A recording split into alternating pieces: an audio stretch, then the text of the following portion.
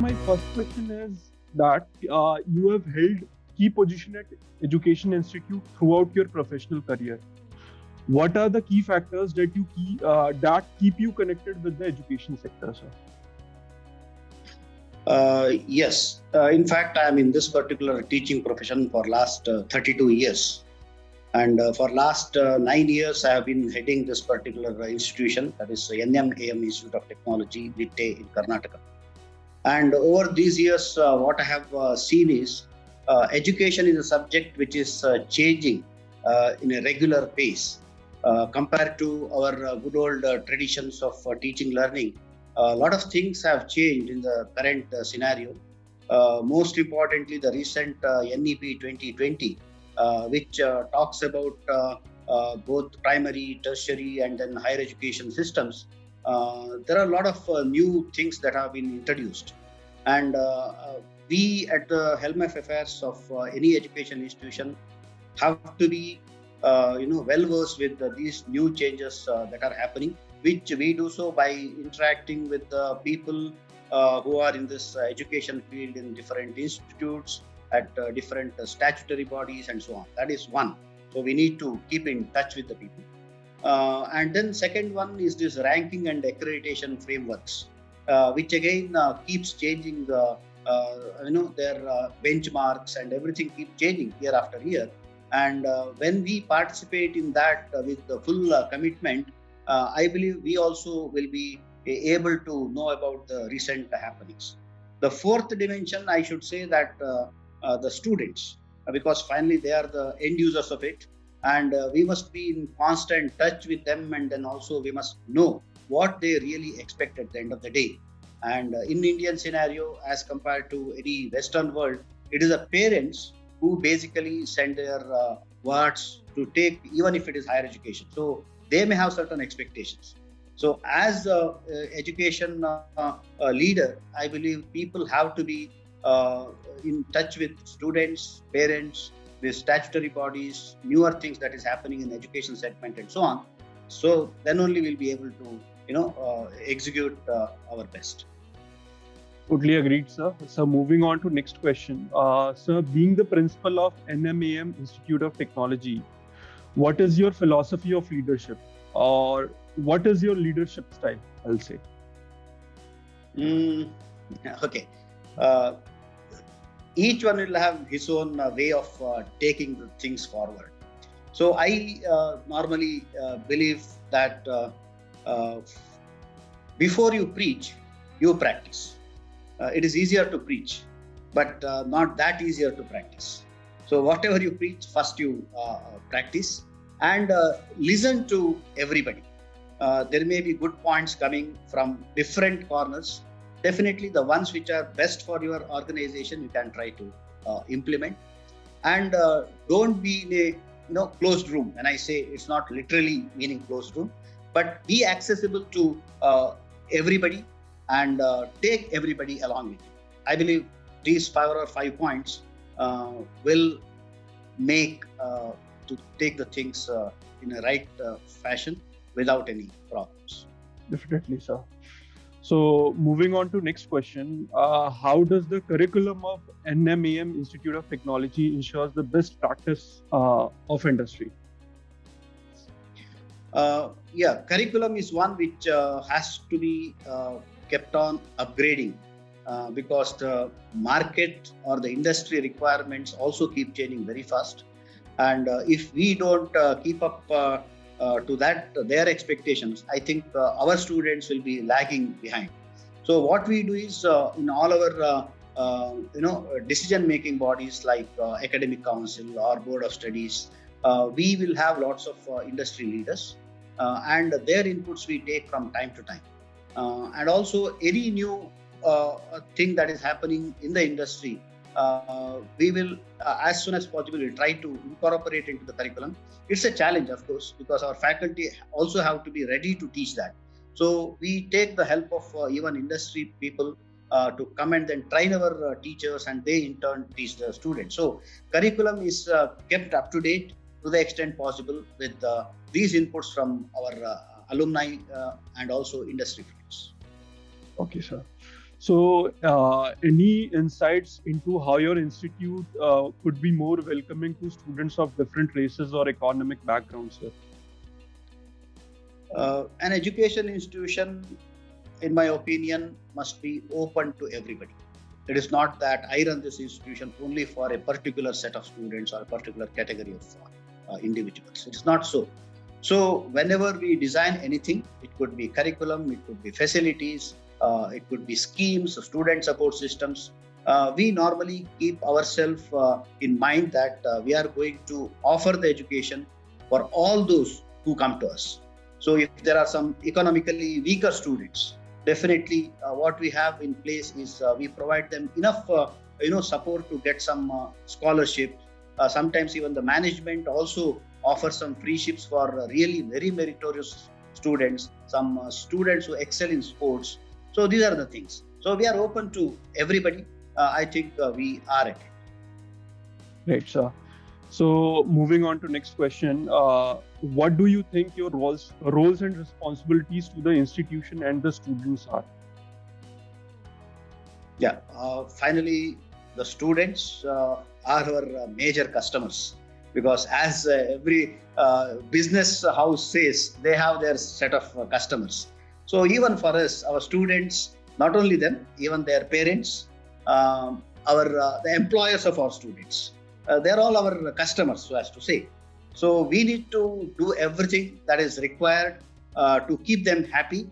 When it comes to students, when they go out of the institution, they must go with the happiness, saying that yes, I could really achieve the objective with which I joined this institution. And a parent must be satisfied. He must say that yes, since I have admitted my VAR to this particular institution, definitely he is able to do well in his professional and personal career later. Even employers who take our students on their rolls after their graduation, they also must come back to us and saying that yes, your graduates are really doing fantastically well. So we have something to owe to all these segments of customers, and I believe it is our responsibility to do all that. Great, sir. So, my next question is, sir, what would you like people to know about your institution and they may not know? Yeah. Now this is a world of digital era. There is nothing like nobody knows anything about anybody else. But Yeah. still, we are in a village setting. Nitte is the name of a village in the Karnataka state in the west coast. People might have heard about Mangalore. They might have heard about Udupi. It is about 60, 70 kilometers from these two places. But being in rural area, we have been able to provide all that is necessary for effective teaching learning. Any amenities that is required for effective learning by the students is being provided. It could be internet, it could be textbooks, it could be industry connect, it could be having startups in the campus. Everything that is required. We have excellent sports facilities, which normally most of the professional colleges lack. But we have very excellent sports facilities. All that we are having, and we welcome all the students. Great, sir. So, my next question is, sir, when you first came to this institution, what was your vision for the institution? Has it evolved over the time, and how far along in the implementing that vision are you? Yeah. I joined this institution about 25 years back. Even though my teaching career spans for 32 years, I joined this institution 25 years back. And the vision of our institution right from that time is pursuing excellence in whatever we do. We would like to excel and then empower people. When I say people, it is not only the students, even our faculty, non-teaching staff, and then everybody. So we want to empower them. And then since we are in a very rural area, not very far off from the cities, but we have our own, this one education setup. We would like to partner with the community to the greatest extent. So pursuing excellence, and then empowering our people, and also partnering in community development. These were our vision way back, even today, and we continuously work towards that. And I'm 100% sure that we have been going in the right direction with the support and encouragement with our management, with all our stakeholders behind us. Good, sir. So my next question is, sir, any suggestions you would like to give to the current youth and the aspiring students? Yes, current youth, they are in a state where a lot of changes are happening in the technology and even in the societal setting. So, irrespective of which course they do, it could be engineering, it could be some other professional course, it could be arts, science, commerce, whichever it is. Even in engineering, it could be any branch of engineering. They must start loving that course. That's first and foremost thing. By aversion, one cannot, really study a course with that depth. So once he gets into any course, he must start loving that and put his best. And there are no shortcuts for any success. So one has to go through that rigorous, teaching, learning, evaluation, and then every other thing it is expected in the present day context to become a successful one. So you need to adapt, but at the same time, you need to achieve also. So adapt and achieve, I believe these two things that one must keep it in mind to be successful. Definitely, sir. So my next question is, can you share me some plans that you are currently designing for this institute in terms of international affairs, or I'll say in terms of students? Okay. Yeah. Our institution is about 32 years old institution. We started in the year 1986, and we have about 5,000 students in the campus. Every year we take about 1,000 students under 7 different branches of engineering. Of course, we added 2 new branches this year. That is artificial intelligence and machine learning, and computer and communication engineering. Next year we are planning, that is for 21-22, we are going to add robotics and artificial intelligence. So this is basically one point in our agenda. Is as we move forward, we want to broaden the spectra of offerings from the college. Okay, that is one thing. When it comes to international relationships, we fully understand that today's students cannot remain at his place and then would like to become a global citizen. It is not possible. So unless he has got that interaction with people outside. So we have very good interaction with 2 universities right now outside India. One is Ritsumeikan University, Japan, which we started the interaction about 8 years back. Every year, a couple of students from that university come here. Our students go there for internship, sometimes 6 months, sometimes 1 year. And it has really increased a confidence in the people, in the students, saying that, yes, even I am studying in such a small place, I can really do wonders when I go abroad and then work with the leading giants. And in fact, we have started 2 or 3 centers of excellence with the Japanese industries in the campus now. So they have really, Japan is a country, as you know, they will not accept just like that. So it has taken them 4 to 5 years to accept us, and they now see a value in what we offer. So they came forward, not only the university, even the industries. Last year, we could place with our own efforts about 15 students in various Japanese companies. This time, we have put a target of 50. So this is going on very well. And there are other universities. National Institute of Singapore is another one where biotechnology related students go for internships.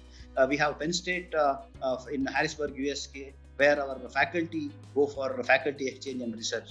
So we have certain things in place, but we would like to extend it further in the days to come. Definitely, sir. So my next question is, the education system in India and other foreign countries are structured in a very different manner, I'll say. So in your experience, what can an inbound student gain from studying here in your institute, I'll say? Yes, one is the education system in foreign countries and in India, they are different. Another point which I just now mentioned, even the social setting is altogether different. There, the students who go for higher education, they go on their own interest, most of them. But here, most of the cases, what happens is the parents, because of the peer pressure, students, whether they know about that course or not, they get into that higher education. So even social setting is different. And the education delivery mechanism in abroad, especially in developed countries, is much more different compared to what we do it here. There is a multiple exit scheme in foreign countries. After 2 years, a graduate student can leave the course, go out, work, come back after 2 years, again continue, and so on. So far, that was not the case here in India. If a person joins an education institution, he has to complete 4 years or 3 years, then only he has to move out as a graduate. But in the NEP 2020, this is one important thing which they have introduced, where multiple exit points are provided to the students. That's one. And then there is a credit transfer facility, which again earlier it was not very popular in India. But now, even with this NEP, that credit transfer facilities are there. For 6 months, a student can go abroad to some other university, he can acquire knowledge, come back, a parent university can accept that credits, and then he can continue. So even though there is difference in social settings and education sector, but I think slowly India is also catching up to that particular Western world of education system. But having said that, I think the ethics, that integrity, and that Indianness, I believe we should not leave, that we must have in our education system, for which all of us must join hands. Definitely, sir. So my next question is, sir, being the principal of this prestigious institute, how do you strategize about the key programs and plans for the marketing and administration of your school, I'll say, or the institution? Okay. Any organization for that matter, even for that matter, we normally have a strategic plan drawn. It could be short term, mid term, and long term.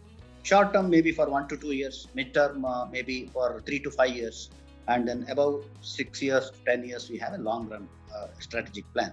So we do it, and it's not that you do it once and then forget about it for the next 10 years. No, there will be implementation plan also, which also will be in place.